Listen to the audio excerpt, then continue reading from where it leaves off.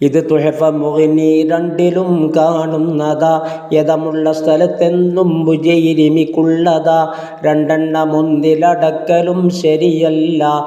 ജിൻസൊത്ത് വന്നാൽ തന്നെയും വിധിയില്ല.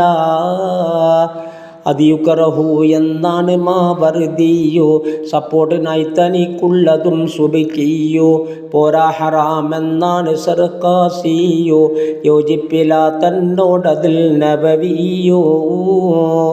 അതു തന്നെ പ്രബലം എന്നു ഷർവാനിയോ. പറയുന്നതും ഷർവാനിയും മുഗ്നിയോ. അടക്കാതെ ഗതിയിൽ ഒന്നിലധികം ഒന്നിലെ എന്നാലടക്കാം നോക്ക് നീ മിൻഹാജിലെ. കബന്തുടിയിലും ഹുക്കുമുള്ളതാണിത് പോലെ. അത് മുഗ്നിയിൽ നീ നോക്കണം വഴി പോലെ.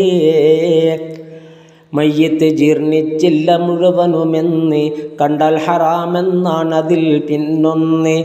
വലിയ ഉലമാഇന്റെ ഖബറല്ലാത്തത് കുല്ലും നശിച്ചാൽ ജായിസ പൊളിക്കുന്നത്. ആദ്യം പറഞ്ഞത് തുഹഫയിൽ കാണുന്നതാ. ഷർവാനിയിൽ പിന്നുള്ളതും വിവരിച്ചതാ. കുഴി പൂർത്തിയാകും മുമ്പ് കണ്ടാൽ എല്ലും ഉടൻ തന്നെ മൂടൽ വാജിബാണത് കുല്ലും. കുഴി തീർന്നു എന്നാൽ പിന്നതരികിൽ മൂടണം. മയ്യിത്തതിൽ മറുഭാഗത്തും ദഫൻ ചെയ്യണം.